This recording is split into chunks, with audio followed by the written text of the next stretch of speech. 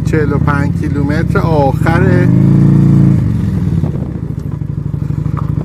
اینجا این مسیر خیلی عجیب بود.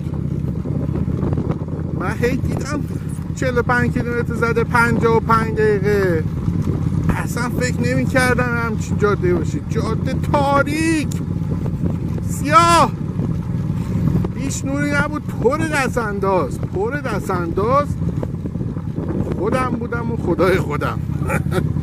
خیلی ترسناک بود.